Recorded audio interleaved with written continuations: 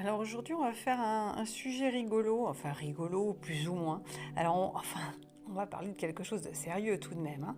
Mais on va parler du fait d'être saoulé. Ouais, t'es saoulé. Il y a des gens qui sont pénibles, hein, quand même, faut le dire. Mais parfois, c'est nous qui le sommes. Eh oui, oui, oui, oui. Et on va parler aussi de la neuroplasticité. Alors à demi-mot, hein, parce que bon, faut pas non plus s'énerver, hein, mais on parle de sujets sérieux. On y va. On va libérer l'émotionnel avec la technique des petits bonhommes allumettes. Moi, j'aime beaucoup, beaucoup ces exercices-là. C'est d'une simplicité enfantine et ça marche à tous les coups. C'est très facile, tu as juste à te laisser guider. Si tu veux en savoir un petit peu plus, tu vas voir Jacques Martel, c'est lui l'initiateur, il l'explique parfaitement avec son accent québécois. C'est fabuleux, ça marche très bien, on adore. Eh bien moi, j'adore, j'adore, j'adore, je te le partage. Alors voilà, donc voici l'exemple que nous allons faire. Alors c'est quoi la neuroplasticité? Alors je vais te dire un petit peu en gros, hein, c'est quand même super important d'en parler. T'iras voir sur internet si tu veux en savoir un petit peu plus. Il s'agit de la plasticité neuronale ou cérébrale. En gros, c'est la capacité permettant au cerveau de récupérer, se modifier selon les lésions, les traumas. Derrière la question des souvenirs se joue un système nerveux, alors c'est passionnant, hein, comme sujet, capable de se remodeler, réorganiser à souhait. En gros, c'est ça, la neuroplasticité. Alors évidemment, c'est beaucoup plus complexe que ça, mais pourquoi je t'en parle, c'est que ce qu'on est en train de faire là aujourd'hui, c'est aussi en quelque sorte participer à ces modifications. Mais oui, ça paraît pas grand-chose, mais la libération mentale et émotionnelle, donc à chaque fois je le répète, tu peux aller voir sur ma chaîne, je mets tout plein de sujets différents, souvent avec la technique des petits bonhommes allumettes, parce qu'elle est facile, moi je l'étudie depuis maintenant plusieurs années, et j'ai tellement travaillé de sujets me concernant, que ce serait presque criminel de ne pas le partager. Alors voilà, ça part du principe que lorsque ton cerveau, tu te vois écrire, donc en partie déposer le sujet sur lequel tu travailles, eh bien c'est déjà en partie libéré, en partie évacué. Quand tu as couché, écrit sur le papier, tu as déjà commencé à déposer. Voilà pourquoi ce sujet. Alors on y va. Donc moi j'ai une phrase qui m'est venue. C'est il n'y a pas de tenue indécente, enfin qui m'est venu, que j'ai entendu, il n'y a pas de tenue indécente, il n'y a que des regards déplacés. Alors je te laisse intégrer cette phrase-là, qui est très intéressante. Il n'y a pas de tenue indécente, il n'y a que des regards déplacés. À partir de là, on va travailler notre sujet.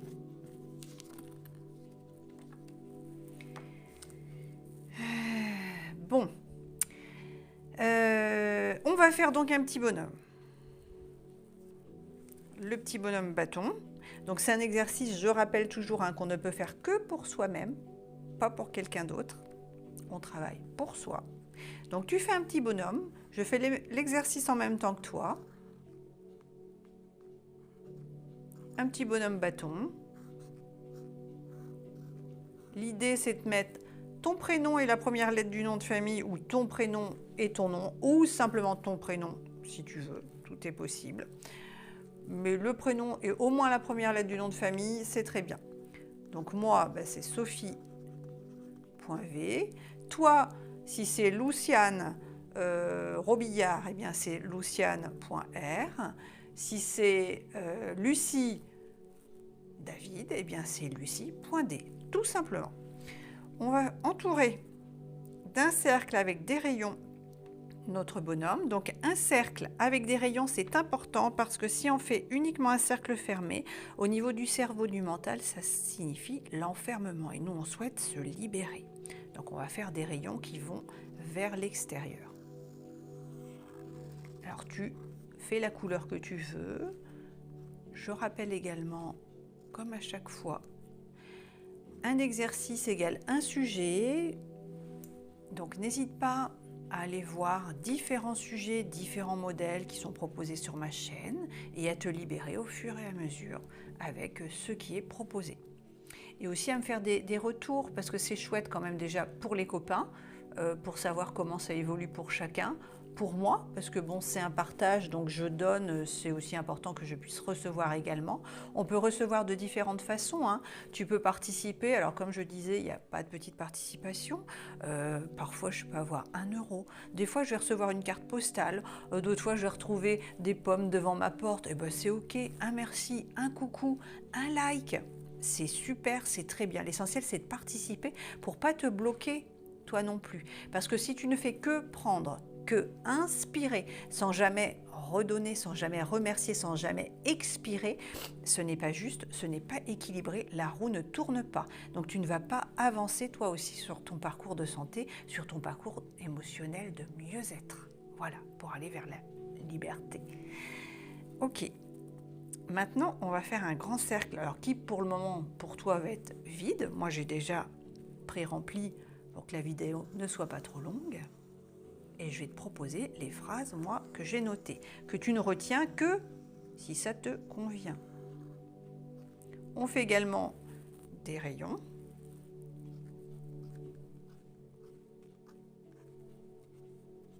Et on ne se tracasse pas. Hein. L'autre jour, j'ai eu une personne qui me disait « Oh là là, moi, j'écris pas bien, je fais des fautes. » Et c'est ton exercice, il n'y a personne qui va venir te noter.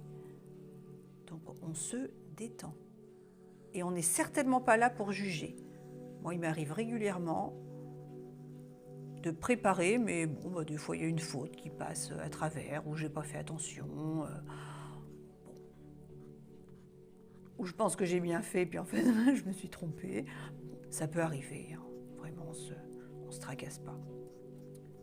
Voilà. Donc, voici à quoi ça ressemble. C'est parfait. Et maintenant, tu vas pouvoir, si tu le désires, donc l'idée c'est quand même, là on a tous nos centres de base. Alors ne te fie pas aux couleurs, hein, parce que ça n'a rien à voir. Chaque chakra a sa couleur, les centres d'énergie ont leur coloris propre, mais moi je ne respecte pas les couleurs. En tout cas là j'ai rien suivi de tout ça, donc j'ai fait différentes couleurs qui me tombaient sous la main. Donc ils sont au minimum de 7 dans la méthode de Jacques Martel. Il est absolument indispensable qu'il y en ait minimum 7. Moi, j'en rajoute toujours un 8e, enfin en général, pour l'ancrage et l'intraterre. Donc là, ça part du principe qu'on va aller couper tout ça à la fin. On ne coupe que les liens d'attachement. Donc l'attachement, c'est nocif. Tout ce qui est négatif, ce qui nous pollue, ce qui nous empêche d'atteindre un mieux-être, d'atteindre une libération, ce qui bloque au fait, et ben là en l'occurrence la neuroplasticité, et ben justement pour pouvoir aller vers un renouveau, un remodelage, pouvoir avoir une reprogrammation, qu'est-ce qui nous empêche d'accéder à tout ça? On va les couper, ok? Donc là on va les couper avec toutes les fois où j'ai été pré-soulée par une ou plusieurs personnes sans pouvoir m'en libérer. Mais oui. On a tous quelqu'un dans ton patelin, un collègue super relou qui raconte toute sa vie, qui va jamais bien. Alors si c'est un membre de ta famille, bon bah alors là, c'est pas de bol, mais bon bah il faut s'en protéger. Parfois, ça peut être nous aussi. Hein. Des fois, on ne se rend pas compte. Moi, j'ai des souvenirs des fois où j'avais absolument envie de raconter ce qui m'était arrivé. Je voyais bien que la personne en face, elle n'en avait pas grand-chose à carrer, mais je continuais à parler. En fait, je ne pouvais pas m'empêcher. Et du coup, c'était moi la grosse relou là, dans l'histoire. Et je me surprenais à continuer alors que je voyais que la personne, son regard, là, elle avait décroché, quoi. Hein. Donc, des fois, on peut être celui qui saoule, en fait. Mais là, bon, cette première phrase, on fait ça. Si ça te convient, tu mets pause et tu prends le temps de noter. Alors, tu accordes selon ce qui te correspond. Et puis, si la phrase te convient, sinon tu la tournes d'une autre façon, bien sûr. Toutes les fois où j'ai été pré-soulée par une ou plusieurs personnes sans pouvoir m'en libérer. Ah là là, mais oui. Ah, moi j'ai des souvenirs qui reviennent, c'est assez traumatisant. Ah là là, mais oui, quand tu es placé lors d'un mariage à côté de quelqu'un avec qui, mais d'emblée, tu sais que ça va pas le faire. Ça va pas le faire, mais un mariage, ça dure pas une heure, quoi. Et ben oui, voilà. Donc il y a différents exemples comme ça. Alors si tu as quelque chose qui te vient, n'hésite pas à mettre un exemple. Ben moi, je vais rajouter tous les repas de famille. Parce que c'est quand même très très souvent qu'il y a, alors je parle des grands repas de famille, ou avec tonton René là qui parle politique et qui finit par s'énerver parce qu'il a bu un coup. Euh, qu'il y en a un, il ramène sa science, et puis alors là, bon, bah, il y en a un autre à côté qui a un complexe d'infériorité, donc ça va pas le faire, ils vont finir par se fâcher. Il y a l'autre, Roger, là, qui, ah bah lui, ah bah on a sorti les cotillons, ah bah alors là, c'est la fiesta, da la la la la la la la, tan tan tan tan. Eh oui, mais c'est que tout le monde n'aime pas Patrick Sébastien, ben oui, et pourtant ça peut être rigolo ou pas. Et du coup, bah, dans les familles, en fait, alors je dis pas, je juge pas, attention, hein, mais je dis pas que c'est mieux ou moins bien, mais il y a une telle diversité, disparité, un tel mélange des genres entre les pièces rapportées, bah, les différentes générations, et puis bah, les gens qui n'ont pas envie de se retrouver, voire les méchantes fâcheries, et puis bah, l'alcool. Bah oui, puisque ça, faut quand même le dire. Les différentes positions positives, politiques de chacun. Enfin bref, les repas de famille, ça peut être assez lourd, hein, ça. Repas de famille. Ok.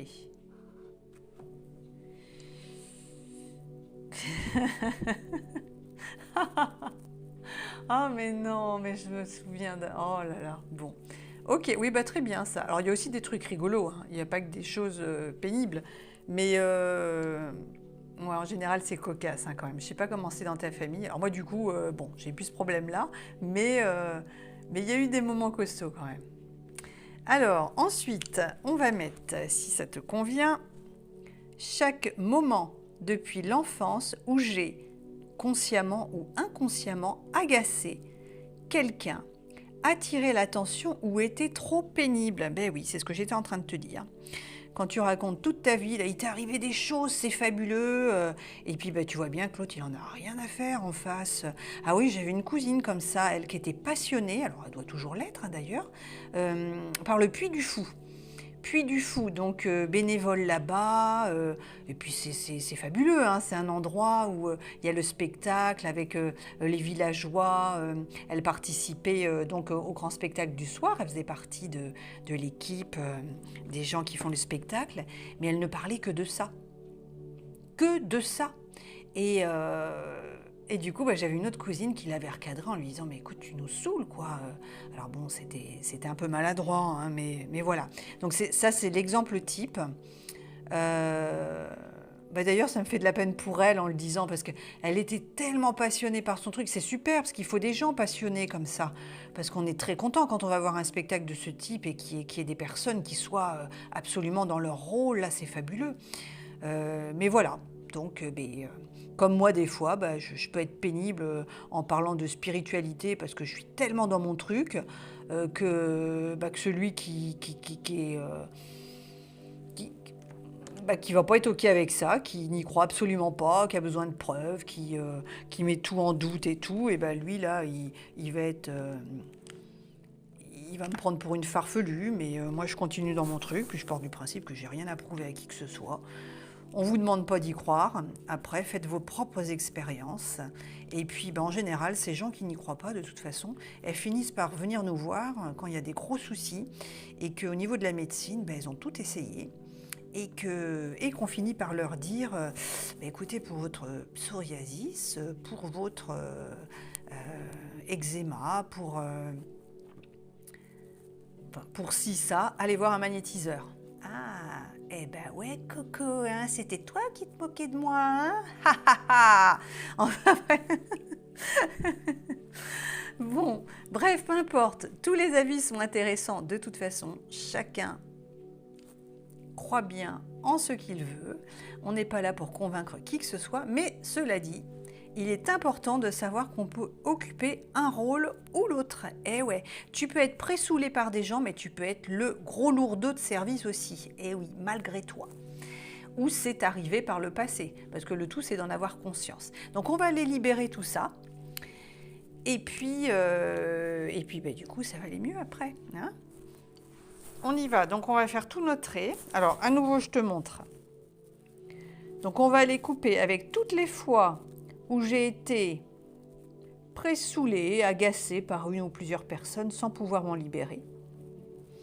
Avec les repas de famille où il y a eu justement des scènes comme ça, où les gens étaient un petit peu pénibles, voire super méga chiants, ou c'est moi qui l'étais, mais je m'en suis pas aperçue. Alors je rappelle qu'on ne coupe pas ce qui est positif, hein. On n'a pas ce pouvoir et ni cette volonté, bien sûr. On va couper uniquement ce qui est la tristesse, la douleur, les souvenirs pénibles. Alors ils seront toujours là, on s'en rappellera toujours, mais on va avoir un certain recul, un certain lâcher-prise par rapport à tout ça. Ensuite, nous allons noter chaque moment depuis l'enfance où j'ai consciemment ou inconsciemment agacé quelqu'un, attirer l'attention ou été trop pénible. Alors attirer l'attention, vous vous souvenez, tu te souviens que j'ai parlé de ça tout à l'heure. Il n'y a pas de tenue indécente, il n'y a que des regards déplacés. On pense à notre adolescence par exemple. On se cherche, on s'habille parfois court vêtu, on s'habille de façon peut-être un peu provocatrice, les coupes de cheveux, le maquillage, selon le corps dans lequel on n'est pas forcément trop à l'aise. Donc je rappelle que si tu vois un joli monsieur, une jolie minette court vêtue, ce n'est pas parce que tu en as envie, ce n'est pas parce que ça donne envie que tu es autorisé à aller te servir. On se rappelle de cette phrase-là. Il n'y a pas de tenue indécente, il n'y a que des regards déplacés. À chacun de se contrôler. Ok ? Pareil dans les jugements. Chacun pense bien ce qu'il veut, s'habille bien comme il le souhaite. Du moment que tu ne nuis à personne, c'est ok. Alors on va faire au niveau du sommet du crâne jusqu'en face, au niveau du troisième œil jusqu'en face, donc voilà, c'est tout notre œil ici. Le centre laryngé, libérer la parole. Le centre cardiaque, le plexus solaire, le nombril. Oh, ben j'ai une espèce de colère qui monte là, moi. Le coccygien, on va rajouter l'intraterre, puis on va rajouter une phrase. Là, par rapport au sujet que je viens d'aborder, j'ai un vieux souvenir d'une tante qui m'avait humiliée lors d'un repas de famille. Alors moi, je suis passée par des troubles alimentaires importants quand j'étais jeune, d'un extrême à l'autre. Et j'ai une tante, lors d'un repas de famille, qui m'avait dit... Alors comment est-ce que je vais pouvoir mettre ça?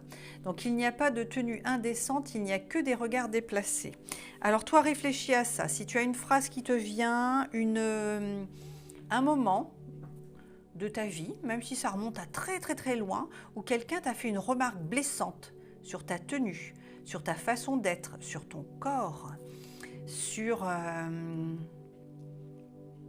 quelque chose qui te plaisait, mais qui a été jugé, voire ridiculisé devant tout le monde.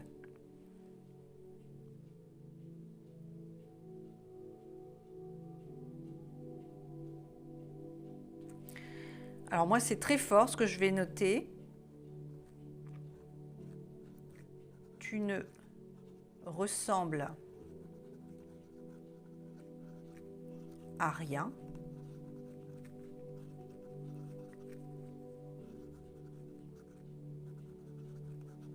T'es qu'une merde, Sophie.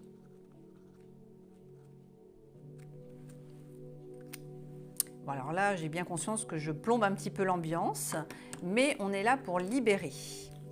Alors justement, profites-en. Si tu as quelque chose de similaire à noter, alors si on t'a dit quelque chose dans ce style, eh ben c'est l'occasion. C'est l'occasion, c'est de la libération émotionnelle et mentale. Donc c'est l'occasion de noter. D'accord. Pourtant je l'avais déjà travaillé, mais alors si ça ressort maintenant, c'est qu'il y a une raison. Et vu que c'est de toute façon une vidéo collective, c'est que l'un ou l'une d'entre vous a besoin de l'entendre. A besoin de l'entendre et de noter sa phrase, sa propre phrase. Ok? Donc on va les couper avec ça. Là, il suffit de prendre une paire de ciseaux, ou alors de plier dans le centre ici et de déchirer. On compte bien nos traits. On est censé en avoir 7, comme dans la méthode de Jacques Martel, mais avec moi, on en aura 8. 1, 2, 3, 4, 5, 6, 7 et 8. Eh bien, c'est parfait. Donc là, on va aller couper avec tout ça. On pense à bien boire après. C'est super important. Et on n'oublie pas, comme pour le sujet neuroplasticité, il faut 21 jours pour le mental à peu près, 3 semaines, pour déprogrammer, reprogrammer une nouvelle habitude, un émotionnel, pour faire bouger, changer les choses, évacuer tout ça.